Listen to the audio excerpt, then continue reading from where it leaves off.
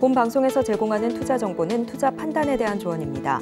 방송에서 제공하는 주식의 가치, 가격 상승 및 하락에 대해서는 방송사에서 보장하지 않습니다.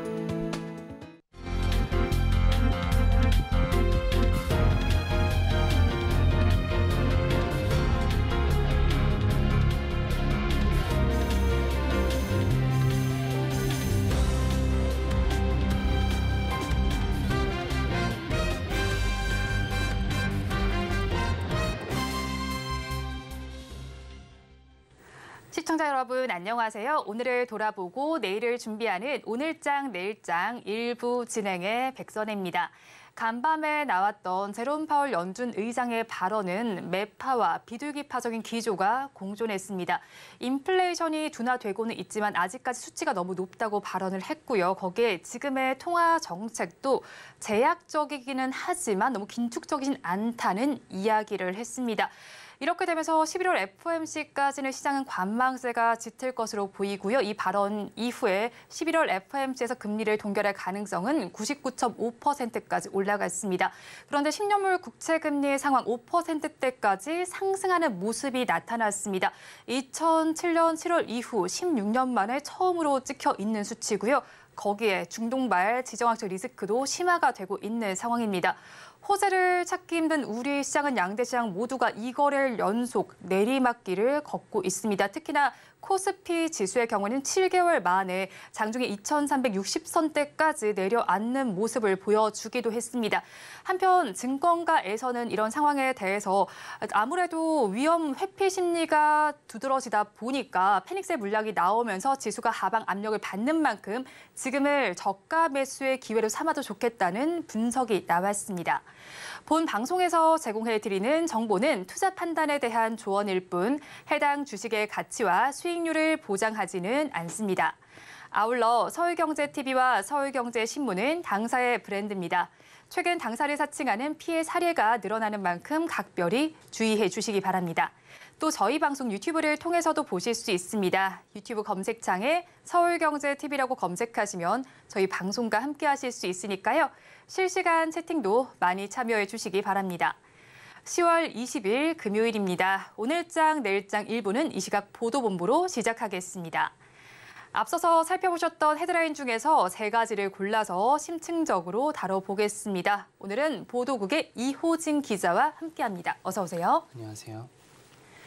네, 첫 소식부터 살펴보겠습니다. 미국의 10년물 국채 금리가 16년 만에 5%를 돌파했다는 소식이 전해져 왔습니다. 자세한 소식 짚어주시죠. 네, 미국 국채 10년물 금리가 현지 시간 19일 16년 만에 5%선을 돌파했습니다. 미 국채 10년물 금리는 글로벌 채권 금리의 벤치마크 역할을 하는 금리로 10년물 금리가 5%선 위로 올라온 건 글로벌 금융위기 이전인 2007년 이후 처음입니다. 미 국채 금리의 상승은 예상보다 좋게 나오고 있는 미국 경제 지표와 물가 상승률이 높은 수준에서 굳어질 수 있다는 경계감에서 비롯된 것으로 풀이됩니다. 당초 전문가들은 미국의 9월 소매 판매 증가율을 0.2% 수준으로 예상했지만 실제로는 증가율이 전망치를 크게 상회하는 0.7%로 집계된 데다 미국에선 아직 구직자보다 구인 수요가 많은 고용시장 불안정이 지속되고 있는 상황입니다. 여기에 더해 기관 투자자들 역시 상대적으로 불확실성이 적은 단기 채권을 선호하는 경향이 두드러지고 있어 금리 상승세는 당분간 이어질 것으로 보입니다. 이렇게 미국 국채 금리가 인상한 것은 제롬 파월 연준 의장이 지금의 고금리 상황이 조금 더 장기화될 수 있다는 매파적인 발언을 한 것으로 영향을 미친 것으로 보입니다. 어떤 내용이었을까요? 네, 제롬 파월 의장은 현지 시간 19일 뉴욕 이코노미 클럽 행사 연설에서 인플레이션이 여전히 높은 상황이며 더 강한 성장의 증거는 통화 정책의 추가 긴축을 정당화할 수 있다고 말했습니다. 또한 인플레이션이 지속 가능하게 2% 수준으로 낮아지려면 일정 기간 추세를 밑도는 성장세와 노동시장 과열 완화가 필요한 것으로 보인다고 강조했습니다. 미 국채금리 급등으로 국내 채권 시장도 금리 상승 압박을 받게 될 것으로 보입니다. 채권 시장에 따르면 어제 국고채 금리는 장단기물 가리지 않고 일제히 상승했으며 단기물 대비 장기물의 상승폭이 컸습니다. 다음 소식 살펴보겠습니다. 올해 주요 분양 일정이 내년으로 미뤄지게 되면서 공급에 좀 차질을 빚고 있다고 합니다. 어떤 상황인지 구체적으로 짚어주시죠. 네, 현재 서울에서만 민간 분양 10,000가구 이상, 수도권까지 포함하면 30,000가구 이상이 분양을 연기할 가능성이 높은 것으로 집계됐습니다.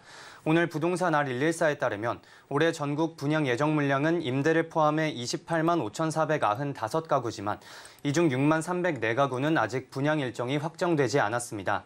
이 중 민간 분양은 5만 8,417가구이며 수도권을 제외한 지방에서는 나머지 2만 2,484가구가 분양 일정을 잡지 못했습니다. 현재 4분기가 이미 시작된 상황이기 때문에 아직까지 분양 날짜를 잡지 못했다면 분양이 사실상 내년으로 연기될 가능성이 높은 상황입니다. 그럼 기자님, 계속해서 분양 일정이 밀리는 원인부터 저희가 찾아봐야겠는데요. 네, 아무래도 원가 상승이 가장 큰 원인으로 지목되고 있습니다. 서울 수도권과 지방에서 공통적으로 건축 비용이 높아지면서 내년 원자재 가격 안정이나 금리 인하에 대한 기대감이 작용하고 있다는 평가입니다. 여기에 더해 내년 분양가 상한제 개선과 토지 공시지가 상승 등을 기대하는 심리 역시 주요하게 작용하고 있다는 해석이 나옵니다. 마지막 소식 살펴보겠습니다. 완성차 업계가 전기차와 전동화 관련 분야에 투자를 늘리고 있다는 보고서가 나왔습니다. 어떤 내용이 담겼을까요? 네, 오늘 한국자동차연구원은 주요 완성차 업체의 스타트업 투자 방향을 발표하고 완성차 업체의 전기차, 전동화 기술 개발 투자 확대 추세에 대해 전망했습니다. 해당 보고서는 지난 2019년부터 지난달까지 제너럴모터스, 도요타, BMW, 지리, 폭스바겐 등 5개 업체의 투자 내용을 바탕으로 작성이 됐는데요. 보고서는 완성차 업계가 전기차 배터리, 공정 자동화 분야의 투자를 확대하고 자율주행 및 모빌리티 서비스 분야에 대한 투자는 상대적으로 줄이고 있으며 이러한 경향성이 당분간 이어질 것으로 관측했습니다. 그러면 구체적인 투자 비중 알아볼까요? 네, 우선 계속해서 자율주행 분야에 투자를 진행하고 있는 GM을 제외한 4개 완성차 회사의 자율주행 부문 투자 비중은 지난 2019년 49.3%에서 올해 1.3%로 급감했습니다. 반면 전기차 분야에 대한 투자 비중은 지난 2020년부터 꾸준히 증가하고 있는데요. 5개 업체의 배터리 및 전동화 투자 비중은 지난 2019년 15.9%, 2020년 21%, 2021년 40.7%, 2022년 27.1%, 올해 75.1%로 상승했습니다. 네, 오늘 이 시각 보도본부에서는 미국의 10년 만기 국채 금리 소식부터 완성차 업계 투자 비중까지 다뤄봤습니다. 보도국 이호진 기자와 함께했습니다. 오늘 말씀 고맙습니다. 계속해서 시황센터 연결해서 이 시각 시장 상황 알아보겠습니다. 최유정 캐스터가 준비하고 있습니다. 시황센터 최유정입니다. 파월 연준 의장의 인플레이션 여전히 높다라는 발언과 함께 미 10년물 국채 금리는 2007년 이후 5%를 돌파했습니다. 중동 지역에 대한 우려는 계속되는 가운데 오늘 우리 시장 이러한 영향을 고스란히 이어받아 양시장 꽁꽁 얼어붙은 모습입니다. 코스피는 7개월 만에 2,400선이 무너졌고요. 코스닥은 오늘 하락폭을 계속하다가 현재 낙폭을 일부 줄여가면서 778선에서 움직이는 모습입니다. 그렇다면 보다 자세한 지수 상황 코스피 먼저 살펴보도록 하겠습니다. 코스피 오늘 하락하는 업종의 수가 700개를 넘어가는 가운데 업종별로 살펴보면요. 건설 업종만이 빨간불 켜내고 나머지 대부분 업종은 파란불 켜낸 모습입니다. 지수 살펴보도록 하겠습니다. 오늘 코스피 2391선에서 시작해 장중한 때 2364선까지 내려가기도 했는데요. 하지만 현재는 하락폭을 일부 줄여가면서 1% 넘는 약세로 2389선에서 움직이는 모습입니다. 이어서 수급도 살펴보도록 하겠습니다. 오늘 기관과 외국인 동반 매도세 보이면서 지수 끌어내리고 있는데요. 오늘 기관 투자 신탁 쪽에서 강하게 팔아내면서 현재 278억 원 덜어내는 모습입니다. 오늘 외국인은 제조업 쪽에서 강한 매도 흐름 이어나가고 있고요. 현재 623억 원 팔아내는 모습입니다. 오늘 개인만이 968억 원 사들이고 있습니다. 이어서 코스닥도 살펴보도록 하겠습니다. 코스닥 오늘 1,100개가량 하락하는 업종이 포착되는 가운데 오늘 시가총액 상위 종목을 살펴보면요. HLB와 펄어비스의 강세가 눈에 띄고 있습니다. 오늘 코스닥 오늘 지수 살펴보면요. 775선에서 시작해 장중한 때 759선까지 내려가기도 했는데요. 하지만 현재는 일부 낙폭을 줄여가면서 0.8% 내린 777선에서 움직이고 있습니다. 이어서 수급도 살펴보도록 하겠습니다. 오늘 개인과 외국인 동반 매도세 보이면서 지수 하락을 부추기고 있습니다. 오늘 개인은 357억 원 팔아내고 있고요. 오늘 외국인은 859억 원 덜어내면서 매도세 보이고 있습니다. 오늘 기관은 금융투자 쪽에서 강한 매수 흐름 보여주고 있는데요. 현재 1,392억 원 사들이는 모습입니다. 이어서 섹터별 흐름도 살펴보도록 하겠습니다. 먼저 상승하는 섹터 도시가스 관련주입니다. 베네수엘라에 대한 미국의 원유 수출 제재가 완화됐음에도 불안한 중동 전세, 국제 유가는 상승세로 방향을 틀었습니다. 또 이스라엘 분쟁이 이란전으로 확전하면 국제 유가가 급등할 수 있다는 분석이 나오면서 오늘 도시가스 관련주 강한 상승세 보이고 있는데요. 관련주 살펴보도록 하겠습니다. 오늘 대성에너지 0.91% 현재 보여주고 있는데요. 오늘 장중 12%까지 강세 보였는데 현재는 상승폭을 일부 줄인 모습입니다. 이어서 GSE 오늘 52주 최고가를 경신했는데요. 현재는 상승폭 일부 줄이면서 5%대 빨간불 켜낸 모습입니다. 이어서 하락하는 섹터도 살펴보도록 하겠습니다. 오늘 하락하는 섹터 히토류 관련주입니다. 미국이 중국에 대해 반도체 추가 제재를 발표하면서 히토류 관련주 강세를 보였었는데요. 하지만 오늘은 차익 매물이 출회가 되면서 하락세가 짙은 모습입니다. 관련주 살펴보도록 하겠습니다. 오늘 노바텍 어제는 5% 강세로 장을 마쳤는데요. 오늘은 5% 하락세를 보이고 있습니다. 이어서 유니온 머트리얼 오늘은 6%대 내림세 보여주고 있고요. 이어서 이지도 5%대 약세 흐름 이어나가고 있습니다. 이상 오늘장 시황 살펴봤습니다. 남은 오후장도 저희와 함께 하시면서 현명한 투자 전략 세워가시기 바라겠습니다. 이상 시황센터 최유정이었습니다.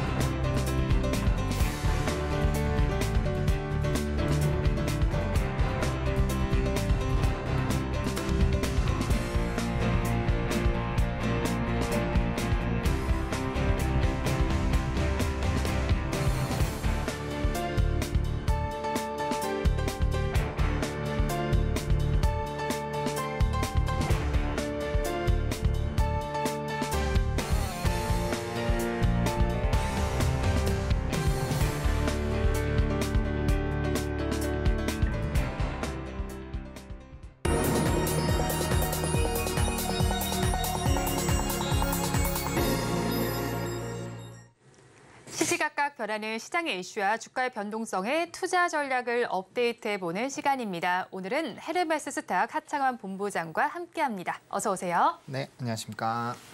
네, 본부장님과 이야기 나눠볼 뉴스 화면을 통해서 확인해보겠습니다.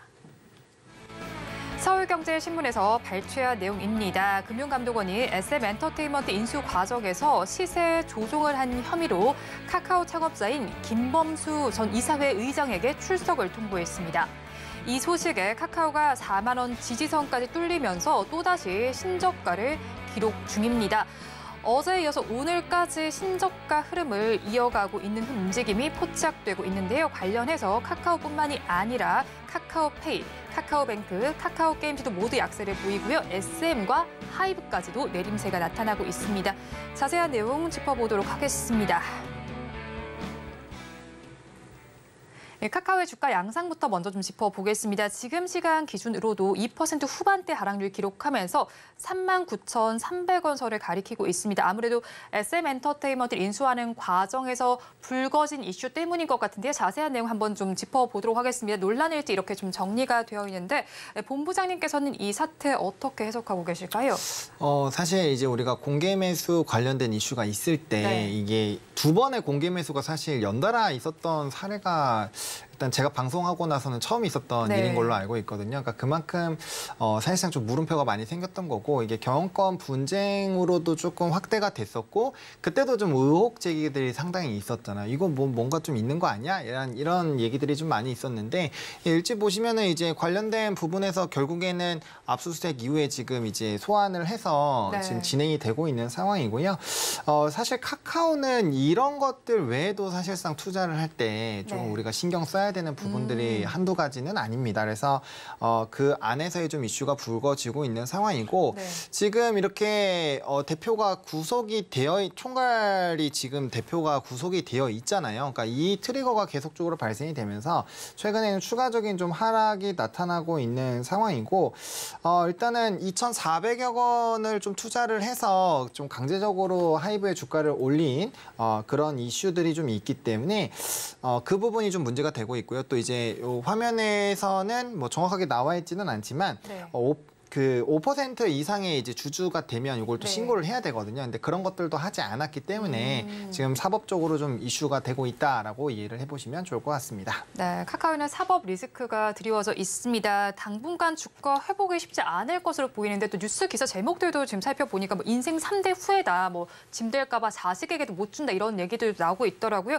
그렇다면 이 최근의 하락에 따라서 카카오 보유자분들 어떤 전략을 짜야 할지 굉장히 어려울 것 같은데 전략 좀 제시해 주시죠. 일단 정말 죄송스러운 말씀이지만 저는 카카오에 대해서는 항상 좀 부정적으로 말씀을 드려왔거든요. 그 이유가 일단 이제 세월이 21년대로 돌아가야 되는데 이때가 이제 주가가 급락을 하기 시작을 했었던 게 분할 상장 이런 이슈 때문에 빠진 게 아니에요. 정부에서 이제 플랫폼에 대한 강력한 규제, 그러니까 그때 사업을 정말 문어발식으로 많이 확장을 하고 있었고 골목 상권까지 굉장히 좀 그 위협을 받으면서 각종 시위들도 좀 일어났을 시기거든요. 근데 그때 이제 정부가 칼을 들어 올렸었죠. 이제 이런 뭐 아마존 같은 기업이 탄생을 하나라는 기대감도 사실 있어가지고 카카오와 네이버가 굉장히 좀 좋은 기조들이 나타났잖아요. 왜냐하면 카카오톡 쓰시는 분 거의 우리나라 전 국민이 다 쓴다고 해도 과언이 아닐 정도로 많이 쓰고 있고 네이버 같은 경우도 네이버가 이제 포털 사이트에서 점유율이 90%대 이상이거든요. 어마어마하게 보는데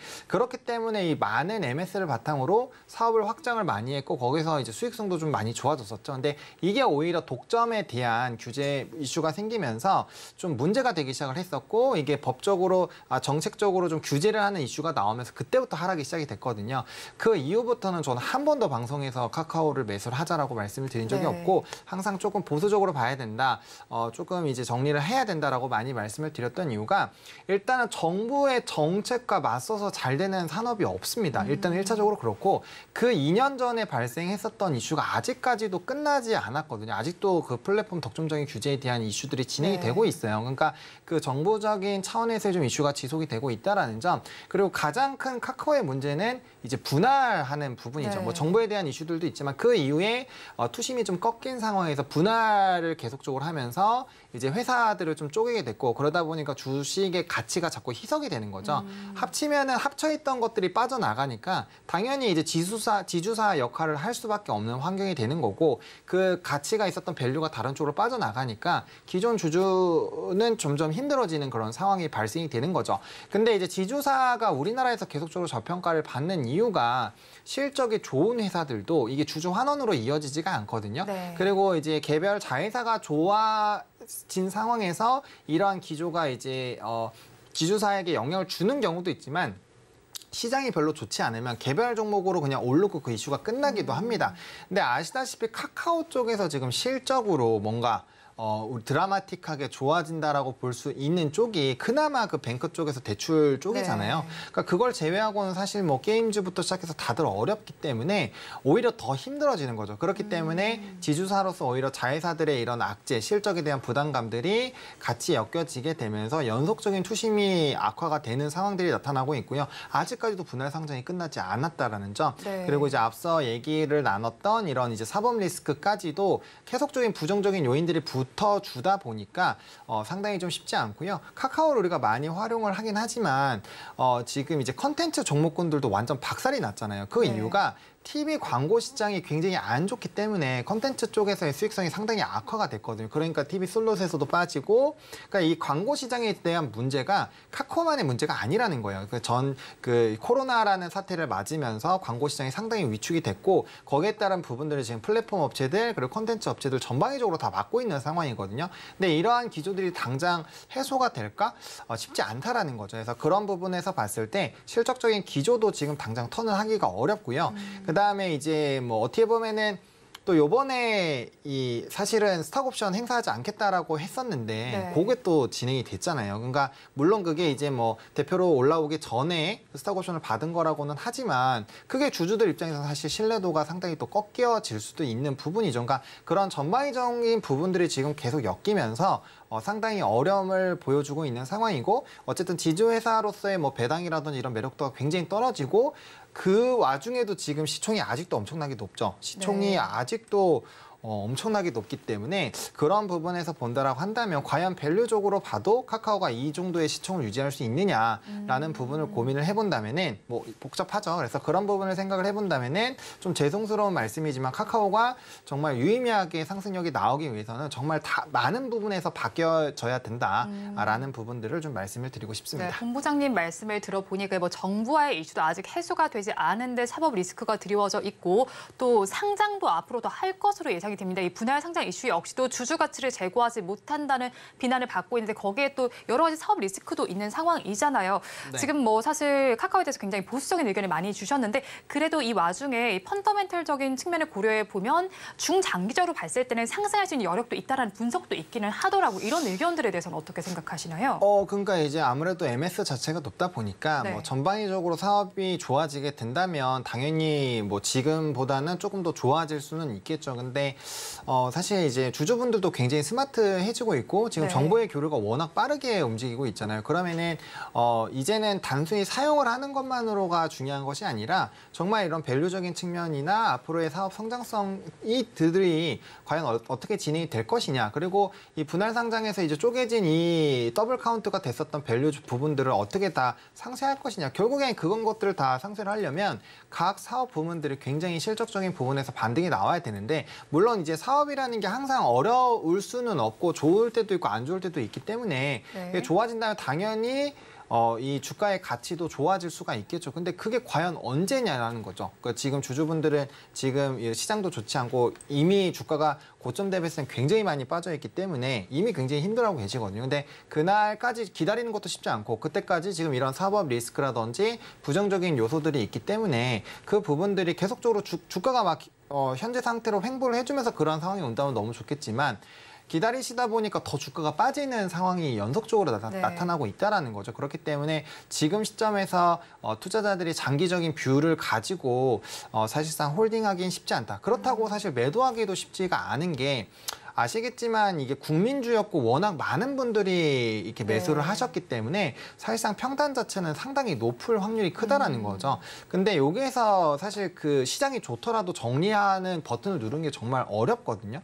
왜냐면은 아시겠지만 우리가 30% 손실을 보면은 다른 걸로 넘어가면 43%를 벌어야 돼요. 네. 근데 지금 이제 만약에 뭐 50%만 사실 하더라도 100% 수익을 봐야 되는데 아시겠지만 그 100%가 정말 쉬운 수치가 아니거든요. 그렇기 때문에 그거를 하기도 상당히 좀 어려운 상황이다. 그래서 지금 사실상 매도를 하시더라도 뭔가 큰 금액이 나오기도 어려운 상황이고 이때까지 가지고 계셨던 좀 애증에 대한 부분들 그리고 말씀 주신 것처럼 향후엔 정말 사업권들이 좋아질 수도 있기 때문에 네. 그런 부분들에서 또 좋아진다면 혹시라는 생각들도 있기 때문에 지금 뭐 이 카카오에 대해서는 사실상 투자 전략을 드리기가 쉽지는 않다. 근데 만약에 조금 수익을 잘 보신 것들이 있다면 네. 당연히 이제 조금 일부씩 같이 상쇄하는 방법으로 이 비중을 줄여나가시는 방법들을 좀 활용을 하셔야 되지 않을까라고 보고 있고요. 결국엔 그런 대응의 영역으로 넘어가야 되는데 이거는 투자하고 계시는 투자자분들 개개인마다 너무 성향도 다르고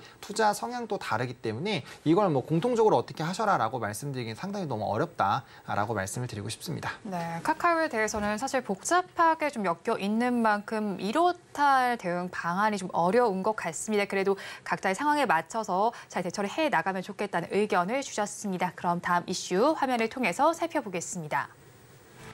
오늘의 두 번째 뉴스입니다. 윤석열 대통령이 내일부터 4박 6일 동안 사우디아라비아와 카타르를 국빈 방문합니다. 우리나라 정상이 사우디아라비아와 카타르를 국빈 방문하는 것은 처음인데요.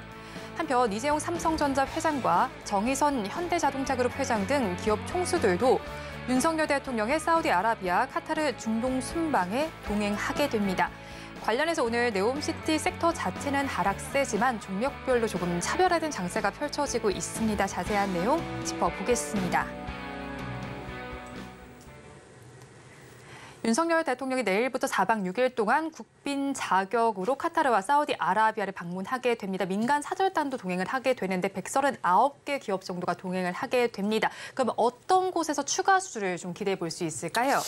사실상 이제 수주에 대한 기대감은 이제 두 지역이겠죠. 당연히 네. 방문하는 기업이 지역이 두 군데이다 보니까 뭐 사우디나 카타르 쪽에서의 네. 좀 수주를 기대를 하겠죠. 그리고 사실상 이게 전쟁만 없다라고 했다면 아마 이번 달을 주도하는 섹터가 될 수도 있거든요. 네. 왜냐하면 이제 월 초부터 삼성 이재용 회장은 이미 한번 왔다 갔다 했고요. 또 이제 정계 총수들이 이제 방문을 할 거다라는 기사들이 이미 나왔었어요. 그래서 네. 그러다 보니까 이제 재건에 대한 기대감들 그리고 이제 인프라 투자에 대한 기대감들이 붙어주면서 일부 종목군들은 시세가 좀 분출이 되고 있었는데 이게 연휴 끝나고 나니까 전쟁 터지면서 완전 그 네. 해당 산업들이 굉장히 좋지 않았거든요. 그래서 사실 이제 전거래일과 오늘장까지 조금 이어서 상승력이 나온 게 이렇게 지정학적 리스크에 대한 부담감이 확대가 되고 있는데 속보로 이제 북빙 방문을 한다라고 하니까 이런 네. 상황에서도 간다고라는 생각으로 좀 이례적으로 전쟁 관련된 종목군들이 좀 같이 갔습니다. 근데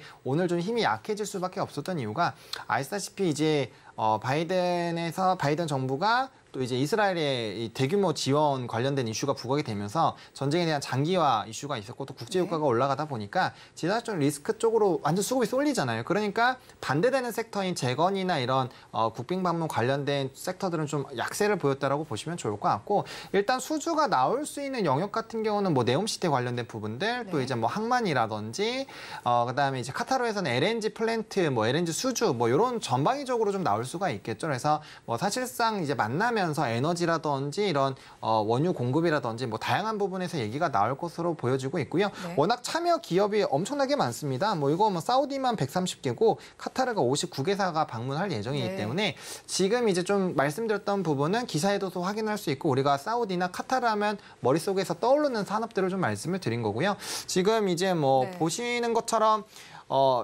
이렇게 많은 부분에서 움직이고 대기업도 상당히 가거든요. 그러니까 네, 뭐 화면에 나와 있는 기업이 다가 아니잖아요. 그렇죠. 네. 그러다 보니까 뭐 무조건 여기서 나온다라고 말씀을 드리긴 어렵고요. 앞서 말씀드린 그런 좀 굵직한 이슈들을 먼저 보시고 그 이후에 이제 개별적으로 아마 뭐 사업을 협력을 한다, 뭐 MOU를 맺었다 이런 이슈들이 나오면 거기에 따른 추가적인 급등력 나올 수 있다. 근데 기본적으로 베이스가 그쪽은 인프라 투자이니까 인프라 관련된 뭐 거의 모든 종목군들이 사실 네. 후보군으로 올라올 수 있다라고 생각을 해보시면 좋을 것 같습니다. 네, 인프라와 관련된 모든 사업군이 후보군으로 올라올 수 있습니다. 일단 경제 사절단으로 참여하는 기업만 해도 139개 기업입니다. 그런데 최근에는 중동발 리스크로 인해서 네옴시티와 또 중동 인프라 투자 관련주가 큰 변동성을 보이기도 했습니다. 그러면 이 중동전의 시나리오에 따라서 네옴시티 관련주들 변동성은 어떻게 나타날까요? 뭐 다들 이미 답이 나오지 않았나 싶기는 네. 한데 아시겠지만 뭐 전쟁 쪽이 격화가 되면 당연히 안 좋을 수밖에 없죠. 왜냐면 아시겠지만 우리가 이미 러시아 우크라이나 전쟁을 경험을 해보면서 뭐 곡물주가 움직이면 사실 재건주가 떨어지고 재건주가 움직이면 곡물주가 하락하는 이게 네. 반대 방향으로 움직이는 그런 사례들을 이미 경험하셨잖아요. 그러니까 똑같습니다. 그러니까 지금 이제 이전에는 거기가 이제 곡창지대가 있다 보니까 뭐 유가라든지 천연가스, 곡물 쪽이 좀 많이 움직였는데 이번에는 이제 뭐 방산부터 시작해서 좀 다양한 섹터들이 같이 움직이고 있잖아요. 근데 결국엔 주력으로 움직이는 건 에너지 쪽이 많이 움직이고 있거든요. 그래서 그쪽 산업이 굉장히 좀 핫하게 움직인다라고 한다면 이쪽은 당연히 어려울 수밖에 없고요. 일단 전쟁이 끝나고 뭔가 재건을 시작을 해야 사업을 네. 시작을 해야 사실상 우리가 프로젝트도 받고 수주를 받기 때문에 그 부분에서의 조금 시기적인 부분에선 이슈가 있을 수 있다. 근데 장기적으로 봤을 때 빈살만 왕세자가 괜히 우리나라에 오지 않았을 것이고 네. 괜히 우리나라 또 국빈으로 초대하지는 않았을 거라는 생각이 들거든요. 그리고 더 라인 부분은 이미 현대건설부터 시작해서 수주를 받았고 또 일부 기업들이 시장에서 주목을 받지는 못했지만 이미 또 추가적인 수주들도 받았고 뭐 MOU도 맺고 그런 작업들이 있었습니다. 그러니까 결과적으로는 오히려 우크라이나 재건보다는 사우디 네옴시티가 보다 더 가능성은 있다라고 보시면 좋을 것 같고 그러니까 아마 이 얘기 들으시면 또 기사 막 열심히 찾아보시고 막 하실 텐데 네. 찾아보시면 아직까지는 그 바닥을 다지고 있어요. 그러니까 아직까지 뭐 공사를 직접적으로 진행을 하고 이런 거는 아니고요. 네. 아직까지 털을 다지고 있지만 일단은 왕세자가 이 친환경 시티를 만들려고 작정을 해놓은 상황이기 때문에 오히려 뭐 이전에 이라크 재건이라든지 우크라이나 재건처럼 대금에 대한 결제 부분은 오히려 조금 더 불안감이 더 덜하다. 그래서 실질적인 수주가 어떻게 나오느냐가 사실 핵심이지 않을까. 그래서 이번에 만남으로 만약에 그런 것들이 나온다고 한다면 단연 또 주가가 부양이 될 수 있기 때문에 현재 시점에서는 이미 그 방문한다라는 거에 대한 주가의 시세는 이미 분출이 됐거든요. 그래서 그 부분을 보시기보다는 이제는 이제 어떠한 기업에서 수주를 받았고 MOU를 맺었고 이런 것들을 빠르게 기민하게 대응하셔야 되는 상황이 됐다라고 이해를 해보시면 좋을 것 같습니다. 네, 네옴시티와 관련해서는 지금 털을 다지고 있는 상황인 만큼 앞으로 수주 양상이 어떻게 나타날지를 지켜보면 좋겠다는 의견을 주셨습니다. 탑픽 종목은 이어지는 화면을 통해서 확인해 보시기 바랍니다. 지금까지 헤르메스 스탁 하창환 본부장과 함께했습니다. 오늘 말씀 고맙습니다. 네, 고맙습니다.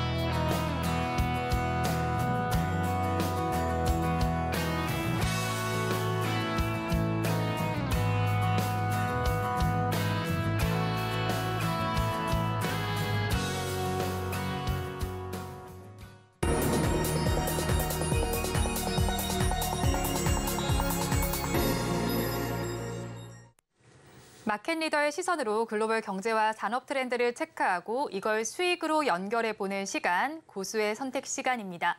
오늘은 미중산업경제연구소의 조용찬 소장 나와 있습니다. 어서 오세요. 예, 안녕하십니까. 소장님과 이야기 나눠볼 주제 화면을 통해서 살펴보겠습니다. 오늘의 주제입니다. 미국 장기금리가 급등했습니다. 10년물 국채 금리가 급등했다는 소식 뉴스를 통해서 앞에서도 좀 짚어드렸는데요. 금리 정책의 변수가 작용할지 자세한 내용 짚어보겠습니다. 네, 간밤에 소식이 나왔습니다. 미국의 10년물 국채 금리가 5%를 돌파했다는 소식이 전해지고 있습니다. 금리는 지금 뭐 상승 기조가 끝나가고 있는 상황인데 이렇게 장기 금리가 계속해서 올라가는 이유 저희가 좀 찾아봐야 할 것 같은데요, 소장님. 네, 일반적으로 장기 금리 같은 경우에는 구성이 세 가지로 구성이 되는데요. 네. 기대 인플레이션, 그리고 실질 금리, 그리고 기간 프리미엄으로 구성이 됩니다. 작년도에 금리가 상승했던 것은 아무래도 기대 인플레이션이 인플레이션이 높아졌기 때문에 그런데요.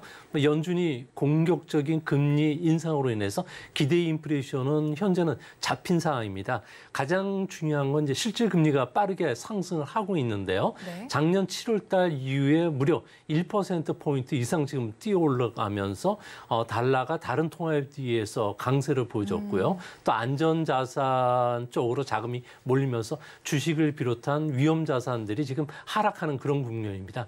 최근 한 달간 놓고 보면은 그 금리 상승에는 기간 프리미엄이 아무래도 많은 그 상승 요인이 되고 있는데요. 기간 프리미엄이라는 것은 장기채를 보유하는 것에 따른 위험에 대한 보상 금리입니다. 미국 같은 경우에는 현재 미 하원이 정치적인 혼란으로 인해서 의장 선출도 못하고 있는 상황이고요. 11월 중순에 셧다운 문제가 또 다시 제기될 가능성이 크다고 합니다. 이렇게 됐을 경우에 무디스가 공언했던 대로 미국의 국채와 관련된 신용등급을 떨어뜨릴 가능성이 큰데요. 네. 이 때문에 미국의 그 국제 신용도가 하락했던 게 주요 원인이 됐던 것으로 보여집니다. 또 한 가지는 우크라이나 전쟁에 이어서 이스라엘과 관련된 미국의 군사적 개입이 이제 본격화되는데요. 이렇게 된다면은 앞으로 추가적으로 1,000억 달러 규모의 국채를 발행을 해야 됩니다. 국채 물량이 늘어나다 보니까 이제는 실질 금리가 정책 금리를 웃도는 상황이 되고요. 웃도는 상황이 된다면은 아무래도 민간들 같은 경우에는 투자도 줄일 수밖에 없고 금리 상승에 따른 상한 부담이 더 커질 수밖에 없기 때문에 미국 경제의 침체 요인으로 작용할 수 있다는 측면이 이제 주가의 하락의 주요 원인이 됐던 것으로 보여집니다. 네, 기간 프리미엄이 상승하면서 국채 금리가 급등세를 좀 보였습니다. 그런데 이렇게 장기 금리가 상승을 하게 된다면 앞으로의 통화 정책에는 어떤 영향을 미치게 될까요? 네, 지금 현재 그 장기 금리 같은 경우에는 2024년 상반기까지는 미국의 정치 환경이나 경제나 또한 안보 환경이 녹록지 않기 때문에 투자가들이 지금 그 10월인데도 불구하고 주식을 사는데 상당히 망설이는 원인이 됐던 것으로 보여지는데요.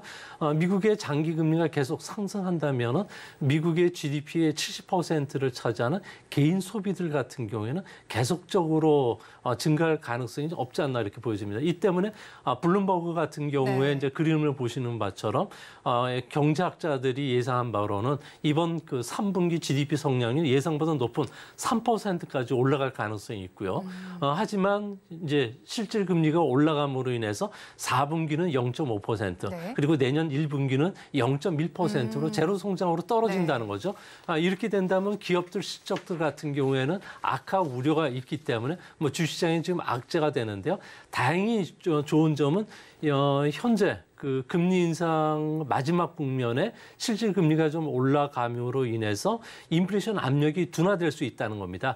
이건 연준이 보고 있는 그 향후 금리 인상과 관련된 점도표인데요. 네. 내년 말까지는 0.5%포인트 정도 금리 인하고 그 이후에도 계속 금리 인하하는 그 예상을 해놨는데 네. 이게 이제 인플레이션이 이제 잡히기 시작하고 경기 침체 국면에 들어간다고 그러면은 좀 더 앞당겨주고 금리 인하 폭도 커질 수가 있기 때문에 오히려 주시장에는 호재로 작용할 가능성이 있지 않나 보여집니다. 이제 앞으로 보면은 그 미국 경제가 리세션 국면에 이제 들어가는 그 신호음이 나오는데 현재 인플레이션이 빨리 잡힌다면 주시장의 한편으로는 호재가 될 수 있다는 측면에서 좀 긍정적으로 보셔도 되는 국면이 나타나지 않을까 생각이 됩니다. 네, 뭐 지금 점도표를 살펴보면 점차 금리는 좀 내려갈 것으로 보이고 이것이 증시에는 오히려 호재로 작용이 될 수 있을 것 같습니다. 한편 또 대선이 13개월 앞으로 다가왔습니다. 그런데 이런 상황에서 바이든의 지지율이 점점 낮아지고 있다는 소식이 들려오더라고요. 어떤 원인 때문일까요?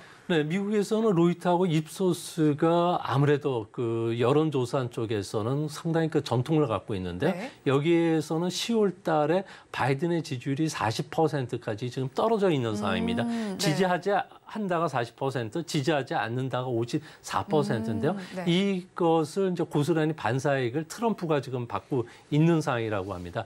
아무래도 지지율이 떨어지는 것은 경기 확장에도 불구하고 현재 그 미국인들이 가장 불만으로 삼는 게 중남미 이민자들이 늘어나면서 범죄가 더 증가하고 있다는 거고요. 네. 그리고 미국인들 같은 경우에는 현재 상황이 상당히 좀 그 불안하게 엮이는데 특히 바이든 같은 경우에 경우에는 고령입니다. 네. 내년 대선에 승리를 한다면 임기가 들어가는 2기 임기 때는 82살이 되고 임기를 마치면 86살이 되는데 네. 언제 치매가 올지도 모르는 상황이기 때문에 이번 대선 경선 과정 속에서도 중도 사퇴할 가능성이 있지 않나 이렇게 보고 있고요.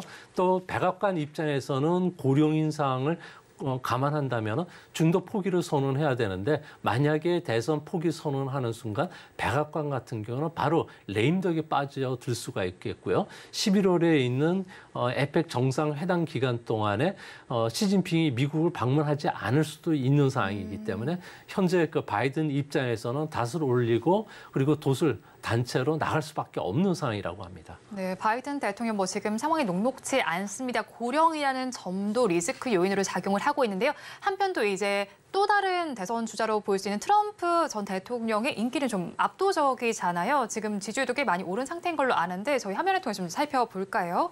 네, 현재 그 트럼프 같은 경우에는 다른 후보들보다 상당히 장점이 많은데요. 네. 전직 대통령이기 때문에 미국인들 중에서 모르는 사람이 없다는 겁니다. 다른 후보는 이름도 알려야 되고 자신의 그 정책도 홍보해야 되니까 아무래도 우세한 상황입니다. 그래서 공화당 안에서도 트럼프와 관련해서 상당히 좀 유리하고 문제는 트럼프가 갖고 있는 단점은 4개의 형사소추 그리고 네. 1개 그 민사소송이 걸려 있는데요. 내년 봄서부터는 본격적으로 소송이 전개가 된다고 합니다. 만약 대선 후보로서 자기가 나오질 않는다면은 형사와 관련된 여러 가지 특혜를 받을 수가 없는 거고요. 네. 민사소송과 관련해서 제기된 거는 3개월 안에 판단이 내려지는데 만약에 유죄가 선고가 된다면은 2억 5천만 달러의 벌금뿐만 아니라 뉴욕주에서 그 트럼프 패밀리가 하고 있는 사업도 모두 철수해야 되고요. 트럼프의 치적이라고 할 수 있는 뉴욕에 있는 트럼프 타워도 주인이 바뀔 수 있다는 겁니다. 이 때문에 트럼프 입장에서도 계속 나가야 되는데 네. 공화당 지지자 안에서는 트럼프가 유죄라고 보질 않는 사람 비중이 거의 64%, 네. 민주당은 88%. 문제는 이제 무당파가 53% 되기 때문에 네. 무당파와 공화당 지지자 안에서도 트럼프가 유죄라고 하는 사람 21%가 뭉치면 트럼프는 언제든지 역전이 가능하다고 보는 거죠. 이 때문에 현재 미국 안에서는 제3 후보론이 좀 제기되는 것도 이 때문인 것으로 보여집니다. 네, 일단 뭐 공화당 내선 특히나 더욱더 트럼프의 인기가 압도적인 것으로 지금 보입니다. 그렇다면 또 중국 이야기로 넘어가 보겠습니다. 수요일에 중국의 3분기 GDP 성장률이 발표됐는데 시장의 예상치를 상회했습니다. 4.9%를 기록했는데 일단 중국의 경제 성장률부터 좀 봐야겠네요. 네, 중국의 GDP 성장률 같은 경우는 당초 4.4%로 예상했는데 네. 실제 발표되는 건 4.9%로 나왔습니다. 이제 블룸버그의 그 경제학자들의 예상 평균을 보면 앞으로는 좀 떨어지는 추세가 네. 5%가 안 되는 추세를 보여주고 있는데요. 이같이 보는 거는 이번에 그 3분기 GDP 성장이 보다 좋게 나온 것은 현재 중국 안에서 가격 경쟁이 들어가면서 1+1 형사, 그러니까 살아남기 위해서 전기 자동차 같은 경우에도 생산을 대폭 늘리고 있다는 겁니다. 현재는 과잉 생산되어 있는 시설인데도 불구하고 전기 자동차가 늘어나다 보니까 철강도 늘어나고 그리고 자동차 전반적인 영향을 끼치면서 정유 산업들도 좋아지고 자동차와 관련된 배터리 산업들, 전기 모터와 관련된 생산이 증가하다 보니까 생산 유지로 올라갔다는 거죠. 네. GDP의 70%를 차지하고 있는 게 소비인데 소비는 중국에서는 금구, 은, 10이라는 이야기가 있습니다. 금과 같은 9월, 은과 같은 10월인데 국경절 연휴 기간에 소비를 보면 그렇게 특수가 일어나지는 않는 상황이고요. 네. 부동산도 판매가 상당히 좀 저조한 편에 속했습니다. 이 때문에 앞으로 성장률은 계속 둔화될 수밖에 없지 않나 이렇게 보여집니다. 네, 일단 이번에는 시장 예상치를 상회했지만 앞으로의 성장률은 조금 둔화될 것이라고 말씀을 좀 정리해 주셨는데요. 그러면 중국 경제 올해와 내년에는 잠재 성장률인 5% 안팎을 좀 달성을 할 기대도 해봐도 될까요? 네, IMF가 아무래도 이 부분에 대해서는 전망이 좀 정확한데요. 네. IMF는 올해는 5% 성장을 예상했습니다. 네. 그거는 달성할 수 있다는 거고요. 이제 문제는 내년도의 성장률이 4.2%로 둔화될 것으로 보고 있습니다. 아무래도 부동산이 중국 경제 같은 경우는 차지하는 비중이 39% 정도 차지하고 또한 뭐 7,500만 명을 고용하다 보니까 그런데요. 부동산과 관련된 경제 지표를 9월 달까지 이렇게 보면은 부동산 개발 투자는 무려 9.1%나 감소했고요. 또 부동산과 관련된 신규 주택 판매 같은 경우에도 6% 감소를 했기 때문에 중국의 성장 동력을 빠르게 수출에서 찾아야 되는데 수출도 현재 3분기만 보면 수출 증가율이 무려 10%나 감소했고요. 무역도 적자가 좀 발생할 정도로 상당히 안 좋아지는 상황으로 빠지고 있다는 겁니다. 이 때문에 앞으로 중국의 실질 성장률은 올해는 5%를 맞추겠지만 내년도에는 중국의 성장 엔진을 찾을 수 없다는 점에서 좀 암울한 모습을 좀 보여주지 않을까 생각이 됩니다. 올해는 성장률 전망치 5%까지 맞출 수 있겠지만 내년의 전망이 좀 더 암울하다고 짚어주셨습니다. 부동산 또 빼놓고 말할 수가 없을 텐데요. 중국 정부는 8월부터 매주 새로운 부동산 거래 활성화 대책을 내놓고 있긴 합니다. 그런데 이 효과는커녕 부동산 시장의 침체가 길어지고 있습니다. 이 상황 어디서 이유를 찾을 수 있을까요? 네, 중국 같은 경우에는 부동산과 관련해서 2주택자라고 하더라도 첫 주택처럼 여러 가지 그 금리 혜택을 주는 정책을 써왔는데요. 이게 이제 주로 1선, 2선 도시들 같은 경우가 이제 해당이 되는데 네. 1선, 2선 도시들 같은 경우에는 이제 어느 정도 조금씩 회복되는 징후들이 좀 나타납니다. 바닥도 다지는 모습인데요. 근데 과거 같았으면 1선, 2선 도시들 같은 경우에는 전체 주택 거래의 60%를 차지했지만 최근 들어와서 3선 이하 신흥 도시들이 주택 거래의 60%를 차지합니다. 이 때문에 현재 1선, 2선 도시들이 어느 정도 하락이 멈췄다고 해서 중국의 부동산 경기가 살아날 수는 없는 상황이 되는데요.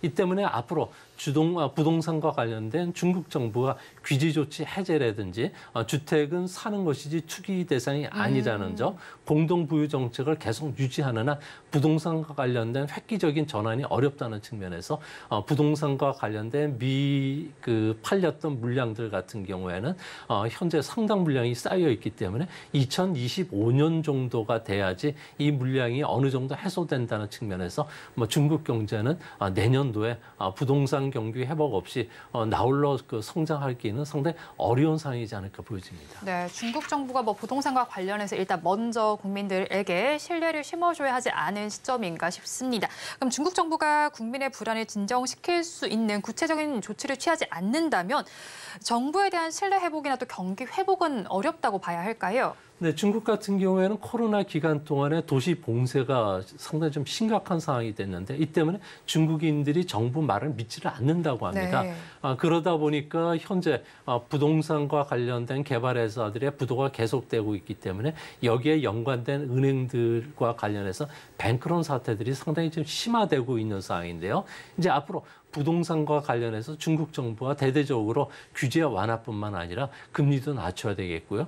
재정 자극 정책을 펼쳐야 되는데 이런 부분들은 집권 철학과 관련이 되고 있기 때문에 네. 당장 내년 상반기에 정책을 전환하기는 상당히 힘듭니다. 상반기 이후 하반기부터 이제 실시가 될 가능성이 크다는 측면에서 이제 앞으로 아파트와 관련된 미분양 주택과 관련해서 중국 정부가 좀 확실히 좀 떠안을 수 있는 여러 가지 조치가 나오지 않는 한 중국의 부동산뿐만 아니라 자재 회사들 그리고 철강 회사를 비롯해서 많은 산업들이 내년도에는 공장 가동률도 좀 떨어지고 그리고 좀 어려운 상황에 직면할 가능성이 있지 않나 보여집니다. 네, 지금 중국 정부가 먼저 부동산 시장을 떠받칠 수 있는 세부적인 대책을 내놔야 할 필요성이 있어 보입니다. 한편 또 얼마 전에 중국에서는 공산당 의사상과 그리고 문화선전에 관한 공작 회의가 열렸습니다. 여기서 언론과 사상 그리고 복장까지도 통제를 강화하기로 했다는 소식이 들려왔는데 이제 중국이 공포의 경찰 국가 시대로 들어선다고 봐야 할까요?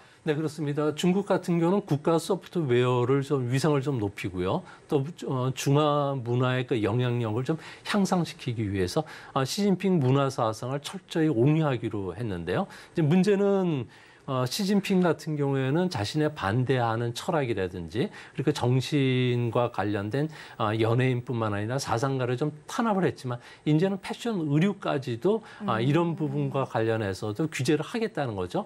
당의 정신을 회수하는 인민복을 변형하는 문제에 관련해서도 이제 엄벌을 하겠다고 하는데 이거와 관련된 치안관리법도 아주 강화시켰다고 합니다. 네. 이 때문에 이제 반스파이법처럼 중화 문화와 관련된 처벌이 규정이 된다면은 무엇이 그 처벌을 해야 될지 그 구체적인 지침도 없는 상황이고요. 명확한 기준도 없기 때문에 아무래도 그 사상가나 그리고 현재 중국과 관련된 반체제 인사들에 대한 탄압으로 좀 더 가지 않을까 보여집니다. 이렇게 된다면 중국 같은 경우는 공포의 경찰 국가로 회귀할 가능성이 크다는 측면에서 아무래도 사정 정국이 내년 상반기까지도 계속 중국 경제를 좀 끌어내릴 가능성이 있지 않나 보여집니다. 네, 중국이 제한하는 부분이 더 넓어질 것으로 보인다고 정리를 해주셨습니다. 지금까지 미중산업경제연구소의 조용찬 소장과 함께했습니다. 오늘 말씀 고맙습니다. 오늘장 내일장 일부에서 전해드린 내용 정리해서 보여드리겠습니다. 화면으로 확인해 보시죠. 오늘장 내일장 일부의 핵심입니다. 오늘 국민주인 카카오 어제 이어서 오늘도 계속해서 내리막길을 걷고 있습니다. 해결할 문제가 아직 많습니다. 보수적인 관점에서 대응해 보자고 말씀을 해주셨고요. 그중에서도 탑픽 종목은 SY를 짚어주셨습니다. 네옴시티와 관련해서는 한번 살펴볼 이슈들이 있으실 텐데요. 수요가 급증하고 또 우크라발 기대감까지 있는 만큼 SY에 관심을 가져보시면 좋겠습니다. 또 간밤에 미국의 10년물 국채 금리가 5%를 돌파했다는 소식이 전해져 왔습니다. 미국의 장기금리 급등에 조기 인하 금리 가능성이 부상된 만큼 이 점도 체크를 해보시기 바랍니다. 본 방송에서 제공해드리는 정보는 투자 판단에 대한 조언일 뿐 해당 주식의 가치와 수익률을 보장하지는 않습니다.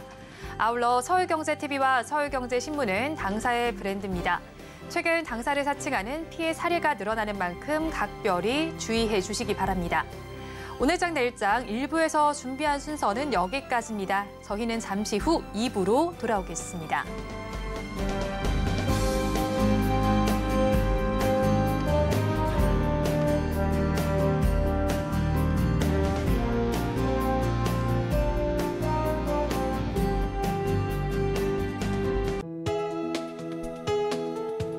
본 방송에서 제공하는 투자 정보는 투자 판단에 대한 조언입니다.